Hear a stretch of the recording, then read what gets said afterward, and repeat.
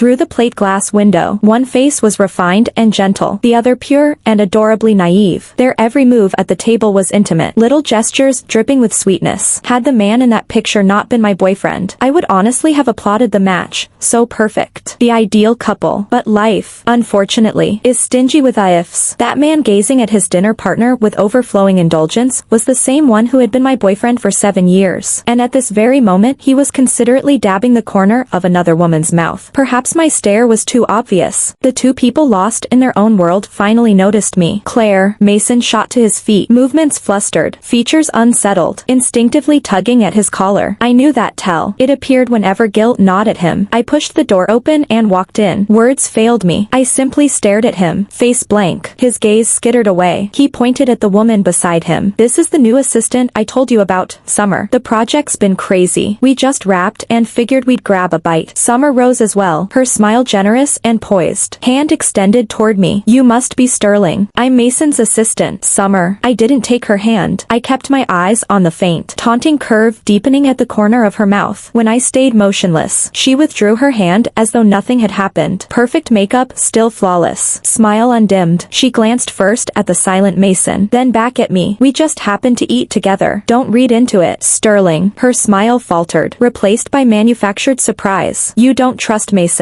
You came all this way to check up on him? Mason's brows pinched. Impatience hardened his expression. His tone combined helplessness and accusation. Claire, can you quit the paranoia? You invent dramas daily, and now you barge into the office. Don't you think that's over the line? I hadn't uttered a single word, yet they'd already convicted me. Suddenly, I wanted to laugh, so I did, even without seeing my own face. I knew the smile must look twisted. Both of them recoiled slightly. Before Mason could speak again, I cut in. Guess you were too focused on lunch to glance at your phone. Only then did he remember such a thing as mobile service. He opened the screen and found my message timestamped an hour earlier. He gripped the phone, chagrin flooding his face. Speechless. I had come for a reason. A vintage locket I'd sent for servicing had been ready. Mason had picked it up and stashed it in his desk drawer. I finally had time to retrieve it, only to walk in on this tableau. Mason swallowed, about to say something. I ignored him, rounded the desk, tugged open the drawer, and lifted the small black velvet box. Studying their expressions, I felt that laugh bubbling again. I'm picking up something. Am I interrupting? I flipped the lid. The empty interior snapped my eyes wider. Where is it? A scalding flame shot up my skull. My voice cracked like a whip. I pinned him with my stare, but his gaze slid everywhere except toward me. I asked you, where is it? I shoved the box under his nose. Sterling, do you mean this? Summer flicked open the top button of her blouse. Against her slender throat hung a delicate, antique necklace. Why is it on you? I addressed Summer, but my eyes bored into Mason. She smiled. Didn't realize it meant so much to you. I only thought it pretty, so Mason gave it to me. Since you care this much, I'll gladly return it. She reached to unclasp it. Leave it. Mason caught her wrist. He looked at me, voice hard and final. Stop the theatrics. It's just a necklace. You own a vault of jewelry. What's one more? I'll buy you another. I already gave this one to Summer. Demanding it back, have you considered how humiliating that would be for her? I stared, disbelieving. The face before me was the same, yet at this moment it felt utterly foreign. You knew it was the only keepsake my grandma left me, and you handed it to someone else? Meeting his blank blink, I laughed aloud. So he'd forgotten. A hush dropped over the room. Summer fluttered her lashes. Eyes rimmed red. Watery gaze turned pitifully delicate. Mason, I'm fine. Don't fight over me. Those words flipped a switch inside him. Shame flared into rage, and he rounded on me. It's just a necklace. Get a grip and don't make a scene at Grand Sterling. My eyes narrowed. Had he remembered, he'd know my patience had snapped long ago, but he didn't. He only glared. Impatience carved across his face. I gave a cool smile, then suddenly seized the pendant dangling at Summer's throat and yanked hard. Nobody expected it. Only when the chain snapped, its fragile links surrendering with a metallic whisper, leaving a thin red welt across her skin, did shock register.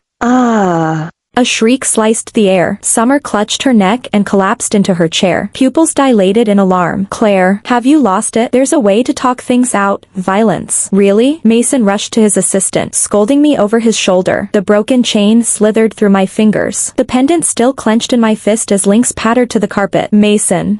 It hurts. Summer wilted against him, tears spilling like loose pearls. He soothed her in a gentle murmur. Easy. I'll take you to the hospital right now. I'd seen enough. I turned to leave. leave. At the doorway, I paused and spoke without looking back. Address him as Grant, and address me as Sterling. Back at Sterling Company, I kept my routine, assigned tasks, solve problems, project composure. When I reached home, the apartment was dark. The floor-to-ceiling glass reflected Los Angeles's glitter beyond. I didn't switch on the lights. Under the glow outside, I traced the furnishings, chosen to my taste: the sofa, drapes, coffee table, every piece saturated with memories of Mason. The past was vivid, but people had changed. I picked up the photo that always sat on the table, a boy grinning, eyes brimming with love at the girl beside him. The entire snapshot soaked in youthful sweetness. Mason had been her high school classmate in Chicago, and for 2 years they'd shared a desk. Senior year, he confessed. I told him then, get into the same college and I'd say yes. My grades were strong, but Mason's were average. Landing in the same university, Northwestern, in Evanston, was no small feat. I never expected him to actually pull it off. When he showed up clutching the same acceptance letter I held, that boy's bright smile blinded me. That was the day we became a couple. After graduation, we launched a tiny startup together in San Francisco. The company soared, took funding, and became what it is today. Grant Sterling, a tech firm with headquarters in downtown LA. Since I never loved the day-to-day management, I stepped away once things stabilized and opened my own design studio in Venice Beach. I'd thought we would simply keep going, marry, grow old. Lately, though, Mason comes home later, and the business trips have multiplied. New York, Miami, Seattle, always last minute, always vague on details. Once the pieces clicked, every late night and every out-of-town excuse lined up like dominoes. Everything really did leave footprints.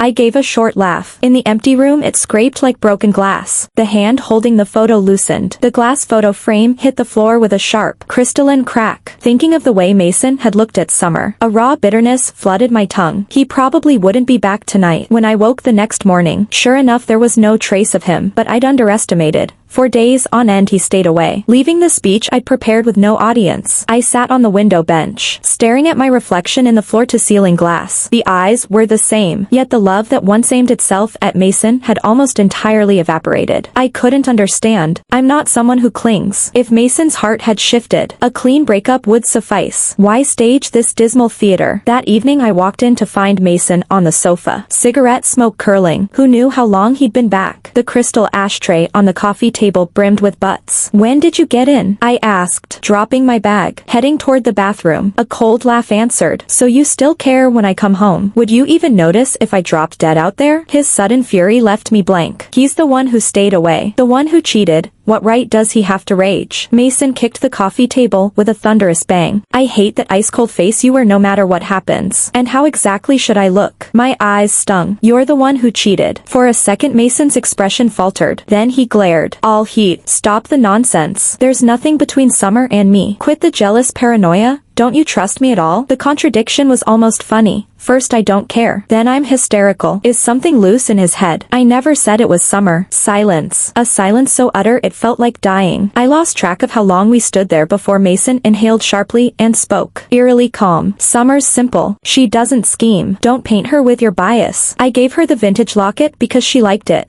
No hidden meaning. When I stayed silent, he pressed on. You hurt her last time, and she's willing to let it go. But you need to apologize. I stared, half tempted to crack his skull and see what rattled inside. You want me to apologize? I smiled, met his you owe her gaze, and answered slowly. I think you should apologize to her. If you hadn't refused to give my things back, I wouldn't have had to retrieve them myself. Mason never could out-argue me. A few sentences, and he was choking on his own words. You've got one day to think it over. I've already given you a chance. He stormed out, slamming the door hard enough to rattle the frame. I watched until the latch clicked. Realizing that even without summer there would someday be autumn, winter, anyone but me, I ignored his threat, worked normal hours, lived my life, and quietly began moving things out. Then Mason's retaliation arrived. Sterling. Every client we've been courting suddenly went lukewarm. Ivy burst in, arms full of folders, phone screen flashing, multiple vendors willing to pay kill fees just to walk away. Mason's handiwork was obvious. I dismissed Ivy, pulled out my phone, and called him. Someone else picked up at once. Sterling. Mason's in a meeting. You can tell me whatever you need. The sugary voice grated. Tell you. And who are you? Exactly? I never lose a verbal bout. You haven't even clocked in full time. Don't flaunt the wife badge. Summer choked, her sunny mask slipping, voice turning shrill. What are you proud of? You think you still matter? That vintage locket you treasured. One word from me, and he handed it over. Hearing no reply, she grew bolder. If I were you, I'd bow out gracefully. Mason doesn't want you anymore. Why keep clinging? I stayed quiet, listening. She kept going. Guess where Mason's been these nights? A taunting laugh, right beside me. And he says you'd better apologize. Mason also said, beep, beep, beep. I'd heard plenty. I hung up. On the other end, Summer snorted at the deadline. Fight me. Humph. Minutes later, Mason walked in, and Summer swapped her smirk for hesitancy and hurt. Mason, Claire called while you were out. His eyes flared, then iced over. Oh, what did she say? Summer sniffled. Nothing, really. It's just, she let the sentence dangle. Perfect picture of wounded grace. Then managed a faint smile. Don't blame Claire. You haven't been home. Of course she's upset. All these years I've spoiled her rotten. Look how arrogant and unreasonable she's become. Mason snarled, hurling the crystal tumbler off his desk. His chest heaved, face dark with rage. She needs a damn wake-up call. The flicker of guilt he'd felt about turning on Claire vanished. Now he was sure he'd done nothing wrong. He ended the call, flicked the phone so it spun once in his palm, and smiled at the new voice memo glowing on the screen. Through the floor-to-ceiling glass he could see the Sterling Company bullpen, bodies darting, faces pinched with panic. I stepped out of my office, clapped twice. Everyone, eyes on me. You all know the situation. Half our clients have frozen spend. Seeing the smile still on my face, someone blurted, Claire, have you lost it? We're being gutted and you're grinning? I lifted a hand, palm down. Take a breath. You've earned a breather. 1 week to wrap open files. Then 2 weeks off. A nervous ripple. Glances traded. No one speaking. I let the silence stretch. Then added, paid. Cheers erupted, along with one brave idiot yelling, told you. Claire snapped. I pointed at him. You're on mop-up duty. Whole office. Tonight. Karma. His neighbors cackled, until I kept them back as well. Laughter lit their faces. It lit mine, too. They were right. I keep a ledger. If feelings die, you walk away. No begging, no tears. But Mason had touched the one thing I guard. 15 days until the shareholders' meeting, plenty of time. News of the forced vacation reached Mason within the hour. He phoned once. The script was the same. Apologized to Summer. Delusional. Another discovery. He hadn't been back to the Grand Sterling penthouse, our anniversary gift in Beverly Hills. Otherwise he'd know I'd already sold it through a realtor. 2 weeks blurred. When I strode into Grand Sterling with a slim folder under my arm,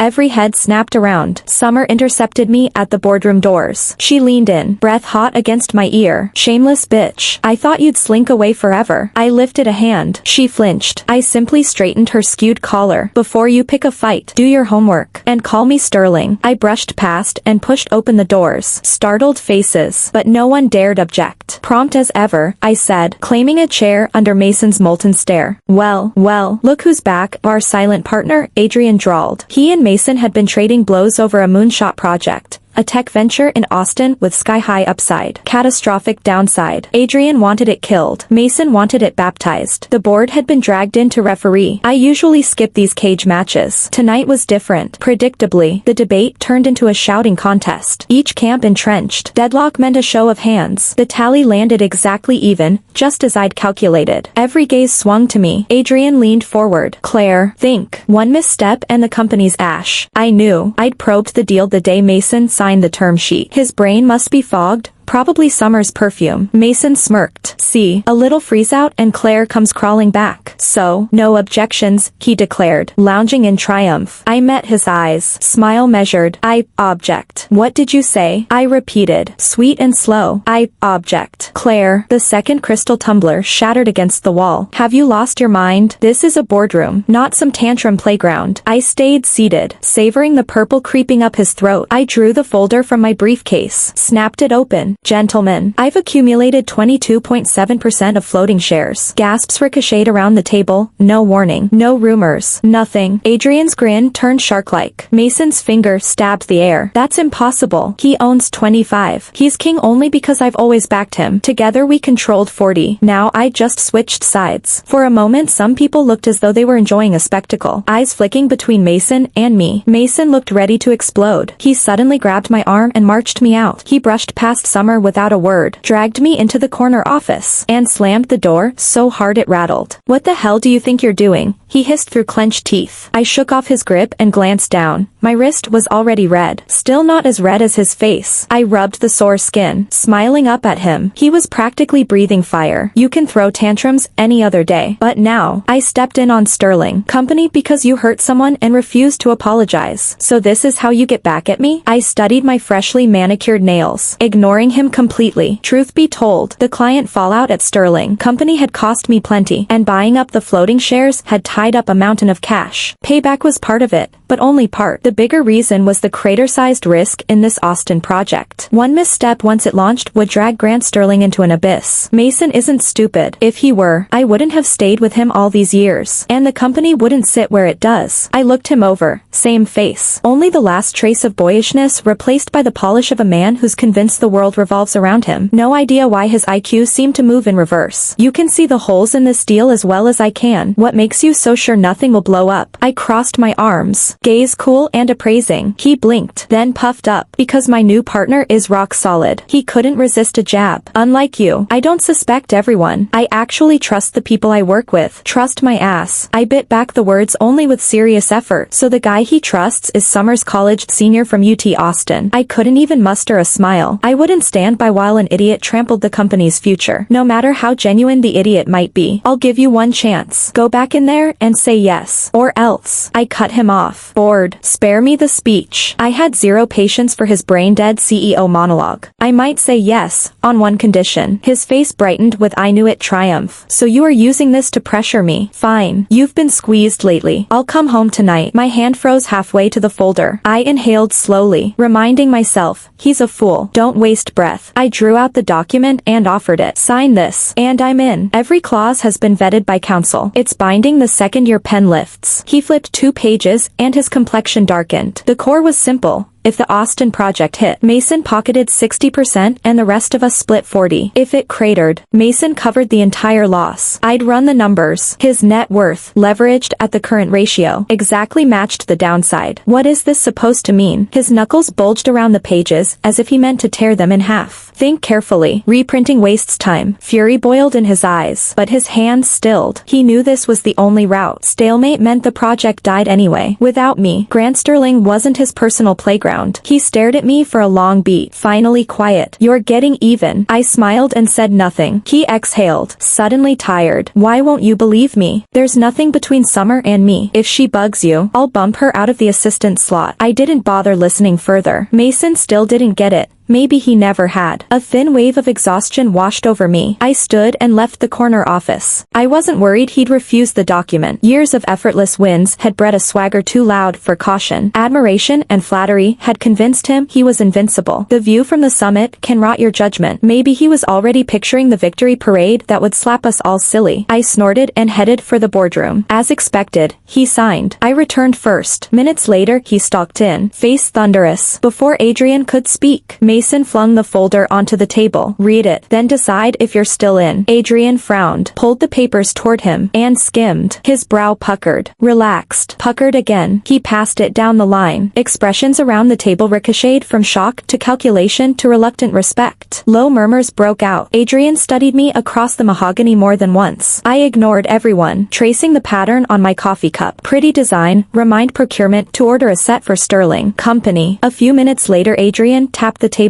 and smiled. Since Mason's willing to bet the farm, I'm good. With Mason swallowing all downside. The upside, slim slice though it was, came risk-free. As long as the whole company wasn't the stake, Adrian could live with it. Once the lead dissenter folded, the rest followed suit. Adrian caught me at the door. Claire, that was generous of you. I smiled without answering and switched topics. Adrian, start pooling your cash. You may need it soon. He wanted those floating shares too. Of course he did. His net worth dwarfed mine. But his liquid reserves couldn't match mine, and he couldn't act as recklessly. As CEO, he balanced personal gain against payroll for hundreds. My warning clicked at once. His eyes dimmed in understanding. Thanks for the heads up. I'll be ready. Back in Mason's office. As predicted, Summer hovered at his elbow, bent low, voice sweet and low. The meeting had served its purpose, but the price he paid was a fresh avalanche of pressure. When I walked in, Summer's face darkened for a split second. Not surprising, judging from her last maneuver. The next act would have been a graceful collapse into Mason's arms. Mason was staring at me with a tangle of emotions. His voice came out hoarse. "Are you happy now?" I settled into the chair across from him, perfectly calm. "Don't sound as if I owe you an apology. Barring a miracle, this is the last time we'll ever see each other." A bad premonition flashed through Mason's eyes. "I'm here to inform you, officially, you've been dumped." "What did you just say?" Mason shot to his feet. "What did you say?" Disbelief dripped from every word. He squeezed his eyes shut, then exhaled. "Stop this nonsense. Mason, we've known each other for 10 years. Dated for 7. You know exactly who I am." He did. Once Claire made a decision, she never reversed it. "Why?" Panic spiked in his voice. I was speechless. He still had the gall to ask. Too weary to argue, I pulled out my phone and hit play. "If I were you, I'd know my place. Mason doesn't care about you anymore. These days he only wants me." The voice memo filled the corner office. A voice all three of us recognized, especially since its owner was standing right there. Summer froze, cursing inwardly. "Manipulative bitch." She actually recorded it. Tears spilled the next instant. "Mason, I never." A weeping beauty always tugs at heartstrings. Summer whirled on me. "Sterling, I realize I'm in your way, but fabricating an audio clip to frame me is despicable." Mason sent me a disapproving look. "Claire, I get that you resent Summer, but you can't stoop to this. I once read that love layers a soft filter over someone's face. I'd never called myself sentimental, yet I'd once thought Mason flawless. Once the filter cracked, I saw him for what he was. Painfully ordinary, and astoundingly stupid. Think whatever you like. I merely gave you a reason. We're done." On my way out I caught Summer's uncontrollable smirk, so bright it hurt. Obeying impulse, I pivoted, swung, and slapped Mason across the face. The slap felt cathartic. I glanced at Summer, her face paper white, then smoothed a stray strand of her hair, smiled at them both, and whispered,